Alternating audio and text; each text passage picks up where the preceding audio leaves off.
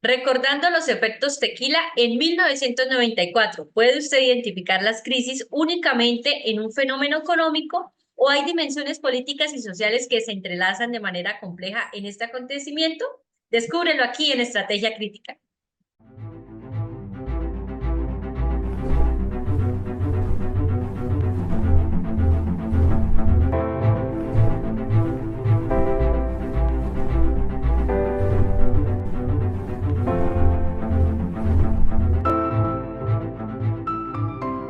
Saludos cordiales a todos los seguidores del Observatorio Mexicano de la Crisis. Es un placer dar inicio al primer programa del año 2024 de Estrategia Crítica. Después de un merecido receso, regresamos con entusiasmo y energía renovada para brindarles siempre la mejor información y análisis. Para aquellos que aún no la conocen, nos acompaña nuevamente la doctora Artemisa Montesilvan. Ella es nuestra directora ejecutiva, liderando pues esta iniciativa periodística de análisis. Doctora Artemisa, les tendemos pues nuevamente una cálida bienvenida aquí al programa de Estrategia Crítica. Estamos pues ansiosos de volver a escuchar todos sus análisis y sus perspectivas. Hola Karen y un saludo a toda nuestra audiencia. Como bien dices, empezamos este año llenos de emoción y entusiasmo. Feliz año a todos nuestros seguidores y bueno, pues estamos aquí listos para compartir nuevos conocimientos, hablar de todos estos temas que nos interesan y que son fundamentales para nosotros, nuestras familias y nuestros países. Y bueno, recuerden siempre darle like, suscribirse a este canal y quedarse hasta el final para nuestro dato curioso. En el Observatorio Mexicano de la Crisis y en el programa de Estrategia Crítica siempre hemos destacado la interconexión intrínseca de las crisis, como su impacto se extiende mucho más allá de los límites específicos. Reconocemos que una crisis, ya sea económica, política, social o ambiental, tiene ramificaciones que alcanzan a la ciudadanía en su totalidad. Es fundamental abordar estos eventos desde una perspectiva integral y multidimensional para comprender plenamente su alcance y las complejas interrelaciones que las caracterizan. En este contexto nos sumergimos en un ejemplo que fue la crisis del efecto tequila en 1994 en México. Este episodio no solo alteró el paisaje económico, sino que resonó en la política, la sociedad y la vida cotidiana de la población. La devaluación del peso mexicano y las consecuencias que siguieron dejando cicatrices que siguen siendo pues palpables el día de hoy. Al conmemorar 3 décadas de estos sucesos, exploramos las lecciones aprendidas, los impactos duraderos y cómo esta experiencia ha dado forma narrativa a la vida moderna en México. Como siempre, pues la doctora Artemisa pues, nos va a explicar más a fondo cómo es que se dio esta crisis, cuáles fueron esos antecedentes, cuáles fueron esas dimensiones y por qué hablamos que esta crisis pues, es un claro ejemplo de lo que es una crisis multidimensional. Y bueno, doctora, ya para iniciar este primer análisis del 2024, nos gustaría pues que nos respondiera la primera pregunta y es ¿qué fue la crisis del efecto tequila y cuáles fueron los antecedentes de esta crisis en 1994? Pues sí, Karen, estamos a 30 años de este suceso y también por eso vale la pena recordarlo y reflexionar sobre, como tú bien dices, su multidimensionalidad, pero también sobre lo que sucedió en ese momento y cómo nos encontramos ahora y las perspectivas frente a sucesos como este. Bueno, pues la crisis del efecto tequila se engloba básicamente o se llama el efecto tequila porque hubo una época en como cuando se daban crisis que tenían un origen muy identificado nacionalmente, se decía que generaban un efecto porque tenían impacto sobre otros países o otras más allá de sus propias fronteras. Y entonces la crisis del 94 fue esta crisis que se llamó el efecto tequila, después tuvimos el efecto vodka, porque una crisis que surgió en Rusia, el efecto dragón por la crisis del sudeste asiático, el efecto tango por lo que sucedió en Argentina. Entonces esta era como una nomenclatura o una forma de llamar a estos fenómenos. Pero pues más allá de eso, estaban una serie de factores económicos, políticos y sociales que se desarrollaban dentro de estas economías o de estos países y que después tenían un efecto multiplicador. En el caso de México, pues encontramos los orígenes de esta crisis no inmediatamente en este periodo, sino en el periodo anterior, que es lo que conocemos en América Latina todavía tristemente como la década perdida, que es todas estas crisis que se dieron en la década de los ochentas, que tuvieron procesos inflacionarios muy acelerados, con hiperinflaciones, que generaron devaluaciones y pérdida de poder adquisitivo, no solo de poder adquisitivo, sino de tipo de cambio de las monedas en muchos países, crecimientos exponenciales de la deuda externa, y esto pues generó un retraso o lo que se llama la década perdida, es decir, la falta de crecimiento de las economías en ese momento. México fue uno de los participantes de este proceso, tuvo su proceso hiperinflacionario, tuvo un crecimiento aceleradísimo de la deuda externa, y ya para finales de la década de los ochentas parecía que México estaba entrando en una nueva dimensión o una nueva perspectiva de recuperación económica. A finales de la década de los 80 se da un proceso de renegociación de la deuda de México, de la deuda externa, a partir de instrumentos como los swaps. También se va a dar la firma del Tratado de Libre Comercio con los Estados Unidos, que generaba un replanteamiento pasando de un modelo de sustitución de importaciones hacia un modelo de promoción de exportaciones, y bueno, también un proceso muy acelerado de privatización de empresas estatales y de renovación, por ejemplo, del sector financiero a partir de una privatización, perdón, de una estatización de la banca, que después se empieza a dar un proceso de reprivatización. Entonces ya para 1994 parecía que México, para principios de los noventas, que México estaba otra vez en un rumbo adecuado. México hace la solicitud para ingresar a la OECD, que es lo que llamaríamos el Club de los Países Desarrollados, que pide una serie de indicadores y requisitos para esto. Entonces todo parecía que se encontraba muy bien, y es cuando nos sorprende, vamos a decir así, el 94 y la crisis toda multidimensional del 94. Y en cierta forma nos sorprende porque si bien había esta costumbre o esta idea de que siempre los cambios de gobierno no habían, ya tenían, vamos a decir, algunos periodos que generaban algún tipo de conflictividad, o no eran tan tersos, vamos a decirlo.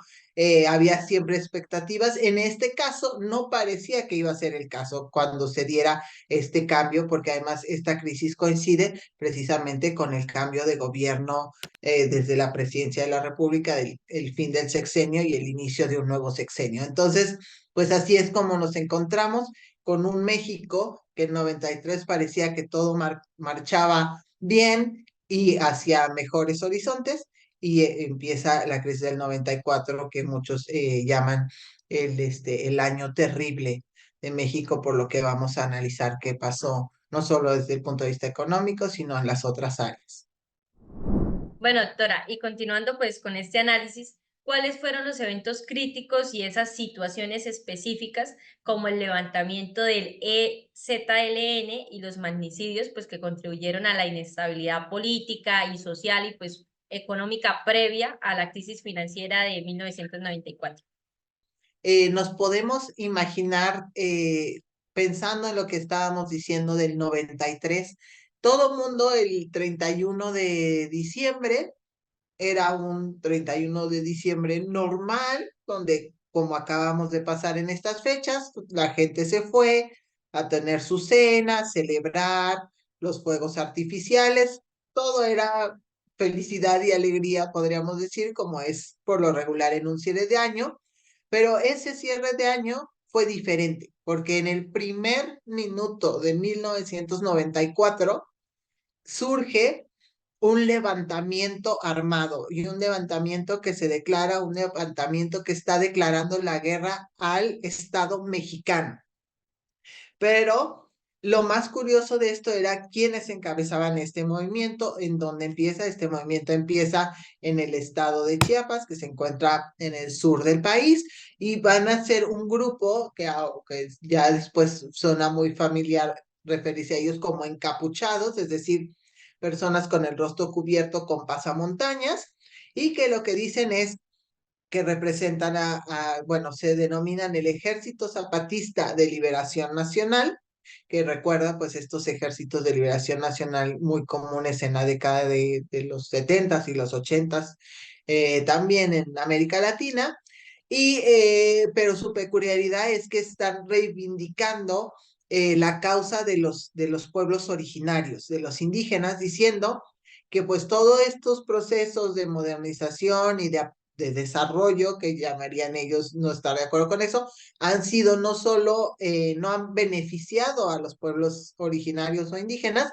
sino que de hecho los han perjudicado y que entonces la mayor amenaza prácticamente existencial para ellos en este momento es la entrada en vigor del Tratado de Libre Comercio y que por eso, como el Tratado de Libre Comercio entraba en vigor el primer minuto del 1 de enero de 1994, por eso ellos estaban realizando su levantamiento.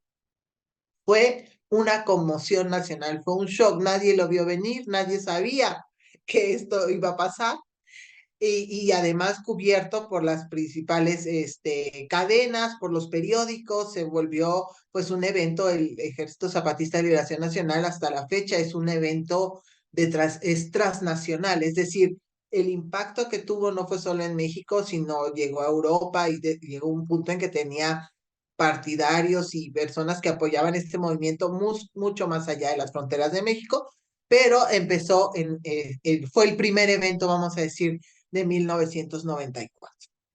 ¿Qué encontramos? ¿Qué pasa ahí? Bueno, empieza a darse un desajuste de los acuerdos o del status quo político. ¿Por qué? Porque la primera reacción es pensar, bueno, si están declarando la guerra, vamos a responder. La respuesta natural a un levantamiento de esta naturaleza, pues que sería una movilización armada también, pero se da una respuesta, vamos a decir, una solidaridad social, un apoyo social que dice, no, tiene razón, lo que están diciendo es cierto en gran medida que los pueblos indígenas han estado pues en una situación muy complicada, vamos a decir, y entonces eso en cierta forma hace que el gobierno busque una alternativa de negociación. Y para entender esta alternativa de negociación, bueno, pues tenemos que remontarnos un poco atrás en el tiempo. ¿Quién va a hacer esa negociación? Y resulta que había un personaje y tal vez para los que estamos en México, pues sabemos bien cómo funcionaba el modelo político, pero bueno, pues esencialmente lo que teníamos era lo que se llamaba un destape, es decir, el partido hegemónico en el momento, en el poder, el presidente era quien decidía prácticamente quién iba a ser su sucesor. Había un proceso electoral y todo, pero una vez que el presidente en turno señalaba al candidato del partido oficial, pues este era prácticamente el presidente. Entonces, bueno, pues hay muchas historias ahí que cuentan sobre cómo había, previo al destape, pues había muchos precandidatos, vamos a decir, y al final ya se seleccionaba quién iba a ser y este se convertía virtualmente en el presidente o el sucesor del presidente. En ese caso había un precandidato que era muy cercano al presidente y que, bueno, incluso la gente habla de que tenían un acuerdo de su juventud, de que él iba a ser el sucesor, etcétera, y finalmente no es seleccionado. Queda otro candidato, que, bueno, queda como candidato Luis Donaldo Colosio y él va a ser el candidato. Pero esta otra persona, que es Manuel Camacho Solís, queda, renuncia precisamente a partir de, pues, renuncia al gabinete, precisamente a partir de que no es seleccionado, y entonces él es nombrado como el comisionado para negociar, para la negociación con este grupo armado. Y esto se vuelve muy importante, pues, a lo largo de la historia. Entonces, eso fue vamos a decir, el primer suceso. Eso va a suceder en enero, como decimos, a principios de enero, y se va a dar, pues, vamos a decir, empieza este proceso de negociación y se va a calmar un poco la situación, vamos a decirlo de esta manera. Ya para el mes de marzo todo estaba, pues empiezan las campañas, la campaña electoral, ya estamos en un ambiente totalmente electoral y hablando de precisamente de este partido hegemónico y este candidato, bueno, pues se va a dar un evento que muchas personas relacionan con lo que sucede después, que es el aniversario del partido y ahí se va a dar una serie de discursos, etcétera.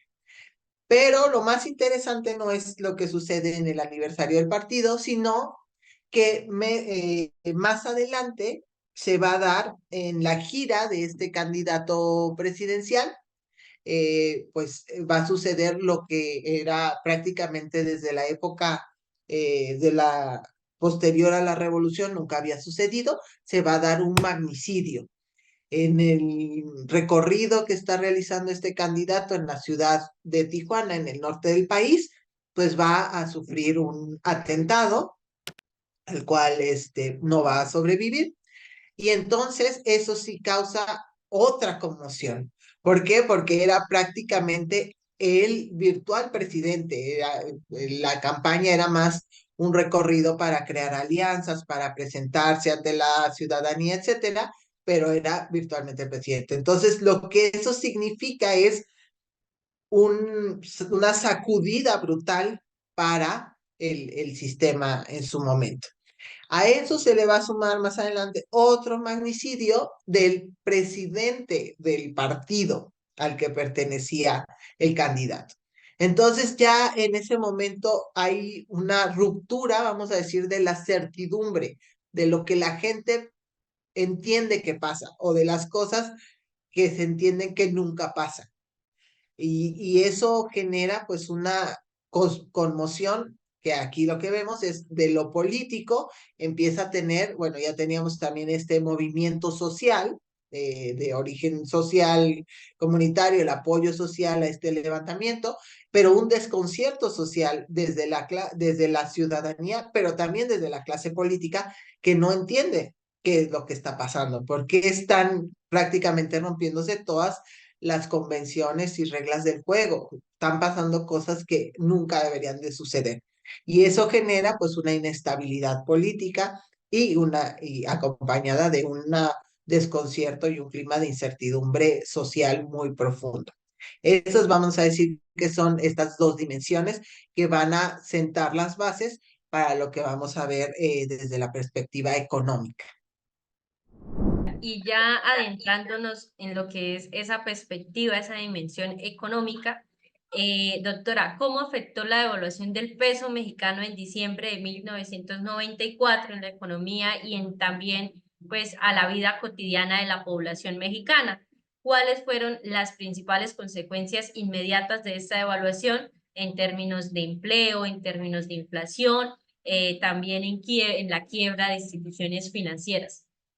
Como bien señalas, vamos a tener un proceso de devaluación muy fuerte, que es el que va a dar el punto o la salida a todos los demás efectos, ahora sí, el efecto tequila, pero esta devaluación tiene su origen mucho antes del mes de diciembre, que es cuando ocurre. Primero lo que tenemos que recordar en este momento es que en ese periodo todavía no teníamos la libre fluctuación de las monedas, no había una liberalización completa del mercado cambiario. Eso quería decir que la relación del tipo de cambio entre el peso y el dólar se establecía por el gobierno. El gobierno era el que decía cuál era esta relación. Y había muchos, precisamente estos efectos de incertidumbre, que es lo que sucede. La gente busca, si piensa que va a haber alguna crisis o algo, busca algún refugio, ¿no? Alguna certidumbre financiera.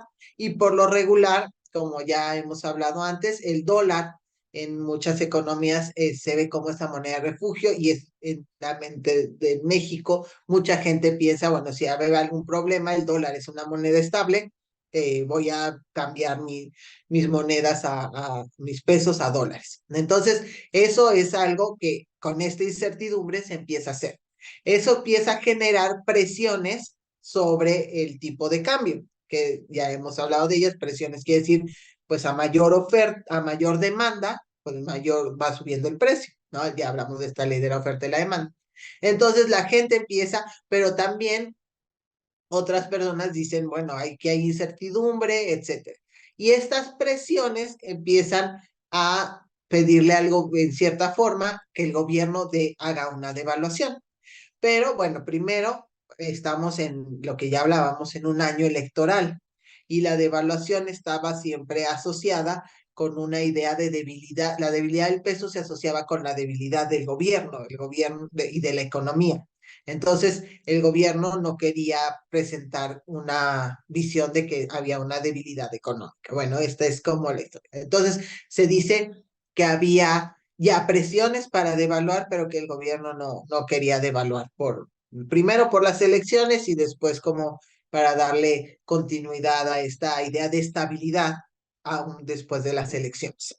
Finalmente, ya en el mes cuando se da el cambio de gobierno, que es el 1 de diciembre, bueno, en ese momento era el 1 de diciembre, el gobierno entrante, el entonces presidente electo, bueno, el presidente electo pasa a ser ya el presidente constitucional y decide que la mejor forma de hacerlo era devaluar lo más pronto posible para, bueno, pues empezar, como vamos a decir, resolver el problema de entrada y no tener como más adelante que lidiar con ese problema. Pero, ¿qué es lo que sucede? Con alguna idea de que es importante tener a los mercados siempre informados, con una claridad de lo que va a pasar, manejo de las expectativas, es lo que se llama. Es importante que los actores económicos tengan pues la mayor información y que tengan confianza en la información que reciben para que puedan formar o tomar sus decisiones de una mejor manera. Entonces, previo a la devaluación, se señala que, bueno, se notificó a ciertos actores económicos de que este proceso se iba a dar y entonces una devaluación que estaba considerada en un determinado porcentaje, pues a partir de esta información se da un efecto contrario en lugar de generar más confianza y certidumbre, genera más incertidumbre, entonces muchos personas sacan su dinero, se da lo que se llama una fuga de capitales. Entonces una devaluación que estaba pensada para un porcentaje pequeño, pues genera esta fuga de capitales, genera una devaluación mucho más profunda. Entonces, eso se ha convertido en un debate prácticamente ya histórico entre el presidente saliente y el entrante, porque el entrante dice, yo tuve que devaluar porque el otro gobierno no quiso devaluar a tiempo, y el saliente dice, no, es que esa devaluación se llevó de mala manera, no se hizo adecuadamente de acuerdo con la técnica económica, y entonces la llamó el error de diciembre. Y este debate entre los presidentes escala, entre el expresidente y el presidente, escala, y entonces la situación política otra vez se descompone, vamos a decir. El hermano del presidente saliente es acusado de corrupción, enviado a prisión. El presidente saliente hace una huelga de hambre en el norte, en un rancho que tenía en el norte del país, y todo esto contribuye a una mayor inestabilidad, que tiene mayores presiones sobre el tipo de cambio, sobre la devaluación. Habíamos hablado también de que parte de este proceso de reformas en los 80 había incluido la reprivatización de la banca. En los años 80 se dio un proceso de estatización en 1982 y se hizo un saneamiento de la banca, vamos a decir, Y ya para finales de los 80, principios de los 90, los bancos empiezan a vender otra vez a empresas o a particulares. Pero cuando se da este proceso, ¿qué es lo que sabemos nosotros? Cuando tú tienes una fuga de capitales, cuando estuvimos hablando del superpeso el año pasado, bueno, pues una forma de retener el dinero dentro de la economía es el alza de las tasas de interés. Entonces, empiezan a subir las tasas de interés para evitar que se siga profundizando la devaluación, pero en ese momento la mayoría de los créditos todavía se firmaban a tasa variable. ¿Qué quiere decir esto? Que, por ejemplo, tú tenías una empresa o una casa, habías comprado una casa o un departamento y lo tenías a tasa variable. Significaba que lo tenías a la tasa, la TIE, que es la tasa interbancaria, más 10 puntos o más 20 puntos o más 30 puntos. De manera que cuando empieza a subir la tasa de interés para retener la fuga, para detener, controlar el tipo de cambio, detener la fuga de capitales, esos créditos que a lo mejor tú habías firmado la TIE más 10 puntos y la TIE en ese momento, vamos a suponer que fueran otros 10 puntos, entonces tu tasa de interés era de 20, la TIE sube a 20, entonces tu tasa de interés ya es de 30. Y además tienes el vencimiento y el vencimiento es con la nueva tasa. Y después, como no se estabiliza, sube otra vez la tasa. Entonces ahora tu tasa que era de 20, ahora ya es de 35, de 40.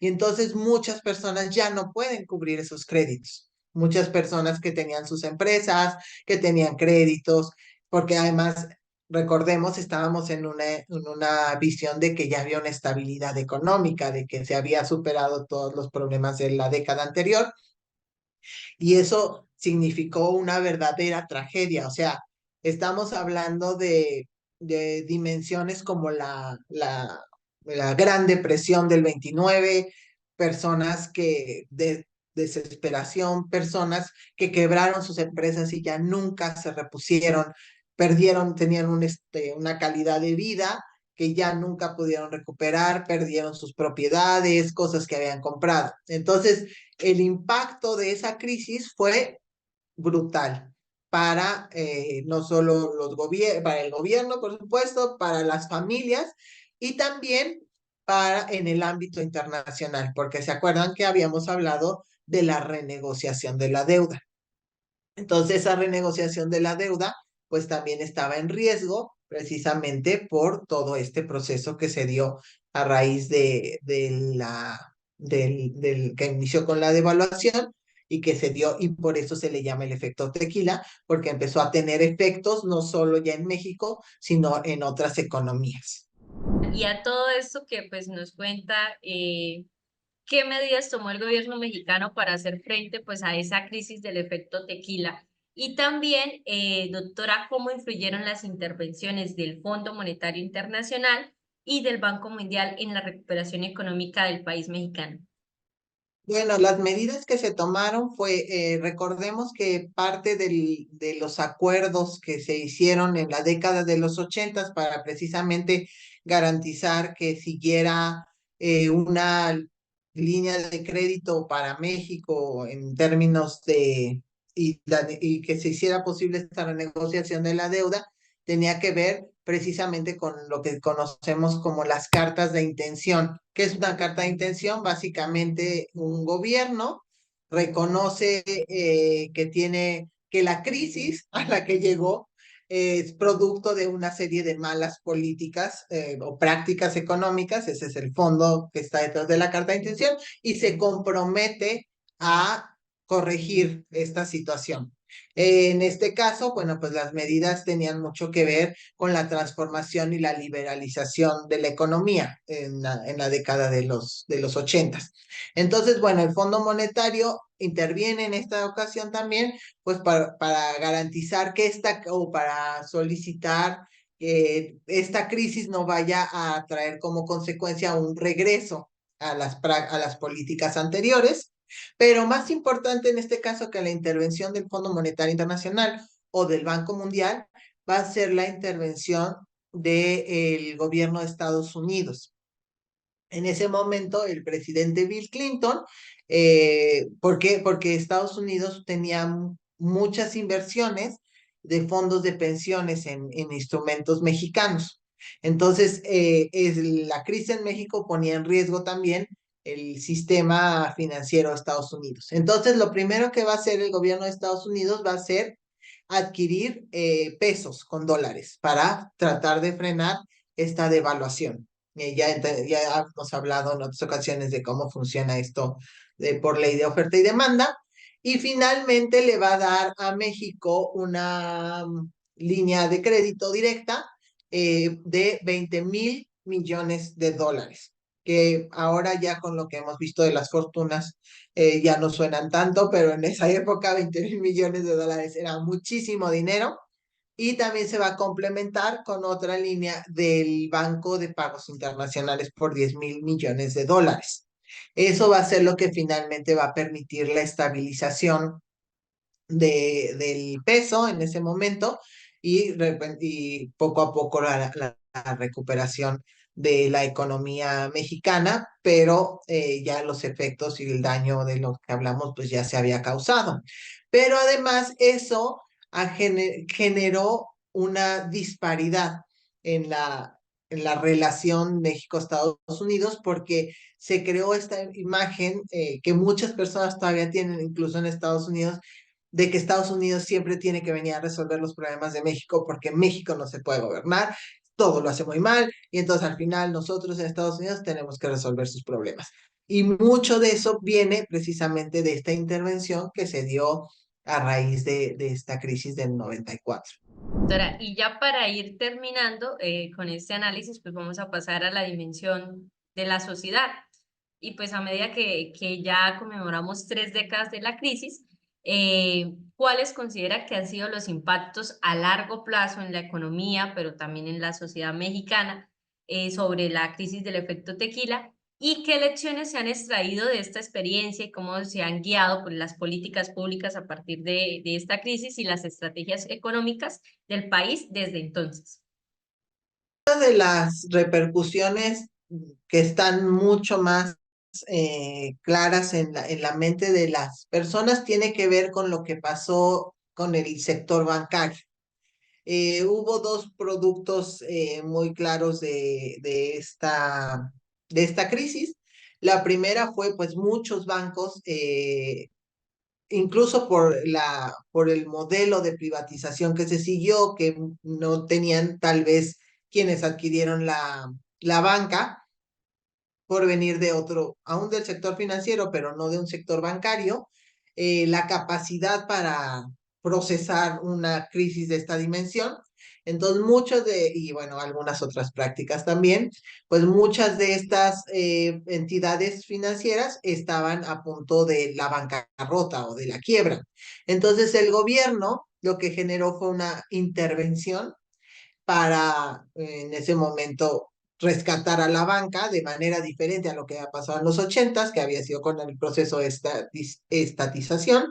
En este caso, lo que se hace es que el gobierno adquiere los pasivos de la banca, crea un fondo que se llama el FOBAPROA, que es básicamente un fondo para la protección de los ahorradores, se dice en ese momento. ¿Por qué? Porque si los bancos no tenían la capacidad si las personas que le debían a los bancos no tenían la posibilidad de pagarles, pero también el dinero mismo que estaba en los activos de los bancos se devaluaron al perder el poder adquisitivo del peso. Entonces, el gobierno interviene y crea este fondo gubernamental, que es una forma de deuda pública, que es el FOBAPROA, que hoy lo reconocemos como el IPAB. El IPAB ahora funciona como un garante de los ahorros. Entonces, una cosa que viene de esta crisis del 94 y funciona como un garante de los ahorros cuando tú abres una cuenta. Bueno, es muy importante que nuestros amigos siempre chequen por cuánto está cubierta esa cuenta en términos del IPAB, es decir, porque eso es como lo vimos en Estados Unidos también, un mecanismo que te cubre hasta cierto monto tus ahorros, ¿no? Si dice que está cubierto por 400,000 pesos y cualquier cosa le sucede al banco, pues por lo menos esos 400,000 pesos te los van a devolver, pero si tú ya tienes 8 millones, solo te van a dar esos 400,000 pesos. Entonces siempre es importante. El IPAB es una herencia de esta crisis. Otro tema es, eso dio más fuerza a los argumentos para la independencia o la autonomía del Banco Central. Entonces, a partir de que se vio que los bancos centrales necesitaban en cierta forma su autonomía para poder pues, manejar las políticas públicas ya no en función, la política monetaria ya no en función de los intereses del gobierno, sino de forma autónoma, también para el control inflacionario. Esa es otra de las herencias que vamos a encontrar. Y también nos vamos a encontrar con, se crea un instrumento que se llaman este, las UDIs. Las UDIs son unidades de inversión y durante mucho tiempo los créditos se sacaban en UDIs. ¿Qué quería decir eso? Estas unidades estaban asociadas con la inflación. Entonces tú sacabas un crédito, pero ya no era un crédito por 100 pesos, sino era un crédito por 100 UDIs. Eso quiere decir que tú debías 100, una UDI, un peso, ¿no? 100 pesos. Pero al año siguiente hubo una inflación del 10%. Entonces esas 100 UDIs ahora eran 110 pesos. Seguían siendo 100 UDIs, pero ya eran 110 pesos. Entonces, eso lo que estaba tratando era, pues, de minimizar el impacto que una creciente inflación hubiera podido tener sobre el sistema financiero, pero pues era bueno para el sistema financiero, pero no tanto así, sobre todo para personas que necesitaban créditos, pues tenía el efecto inflacionario venía asociado además del crédito, que nosotros ya sabemos que finalmente una tasa de interés ya lo contempla. Entonces eso fue, vamos a decir, como las medidas más claras asociadas con en términos de política económica asociadas con esta crisis. Para ya ir concluyendo, pues, este importante análisis sobre la crisis del efecto tequila, ¿cuál es la conclusión más importante de esta crisis? Y sobre todo, todos estamos esperando ese primer dato curioso del 2024. ¿Cuál es ese dato curioso sobre la crisis del efecto tequila? En realidad, los aprendizajes de la crisis del 94 son muchos. El primero es, siempre tenemos que estar muy atentos de las señales que manda la economía para no llamarnos a sorpresa cuando se dan procesos económicos de descomposición acelerada, como lo que sucedió en ese momento. Es parte del trabajo que hacemos aquí en el observatorio, dar este seguimiento, pues para poder generar siempre alternativas, información y opciones. El otro tema, bueno, pues el movimiento de los zapatistas fue un movimiento que duró durante varios años, tuvieron, como bien dijimos, un impacto internacional, pero no podríamos, se dio una ley en ese sentido, se hicieron acuerdos y finalmente se busca que las condiciones de los pueblos originarios en México sean mejores a partir de medidas como la no discriminación, pero desafortunadamente lo que vemos ahora es que en Chiapas se están dando pues nuevos conflictos, muchas de esas comunidades pues han sido vulneradas ahora pues por otras fuerzas, incluso externas a la región. Y bueno, pues es muy importante siempre tener en cuenta que hay una deuda histórica y una situación que tenemos que siempre estar pendientes con todos los grupos para garantizar que nuestro Estado, el Estado mexicano, pues sea un Estado incluyente y que proteja los derechos de todos, ¿no? Y finalmente, bueno, pues se ha dado una transformación en la vida política. Ya después de estos años se dio todo el proceso de alternancia, han llegado distintos partidos al poder, se han ido cambiando algunas figuras, etcétera, pero pues siempre tenemos que estar atentos también a garantizar que pues los sistemas políticos estén bajo bases, vamos a decir así, democráticas, que no se den procesos que vayan más allá de la voluntad de los ciudadanos y sobre todo que no se generen pues este agotamiento que finalmente lleva pues a expresiones de pues violencia y otros ejemplos que vimos ya en 1994. Entonces, pues esas son las lecciones de esta crisis, pero lo más importante es que las crisis tienen un efecto duradero, que muchas personas o muchos países ya nunca se recuperan de una crisis y por eso debemos siempre de estar pendientes para prevenirlas, atentos para mitigarlas y sobre todo listos para aprender de ellas y ya no volver a sufrirlas. Bueno, pues el dato curioso en este caso sería, y muchos tal vez que nos siguen se preguntarán, conociendo este desencuentro del que hablamos entre el presidente saliente y el presidente entrante en ese diciembre de 1994, ¿por qué si el presidente podía nombrar a cualquiera como su sucesor, nombró a esta persona, que finalmente encarceló a su hermano y todo esto? Bueno, eso lo cuenta el mismo expresidente en un libro y resulta que tiene que ver con la Constitución de México, porque la Constitución pide que cuando alguien quiere ser candidato a la presidencia o a un puesto de elección popular, debe renunciar 6 meses antes a su cargo, si tiene un cargo público, en este caso en el gabinete. Y en ese momento solo había 3 personas que habían renunciado. Una era el candidato, Luis Donaldo Colosio. Otro era el que se había molestado, Manuel Camacho Solís. Y el tercero era el jefe de campaña de Luis Donaldo Colosio, Ernesto Zedillo, que eventualmente terminó siendo el presidente de esta historia. Entonces, el libro nos cuenta, no podía poner a Camacho porque entonces la idea hubiera sido que al beneficiarse él de lo que sucedió con el candidato, entonces sería repudiado por las personas, la gente diría, él fue el que lo hizo.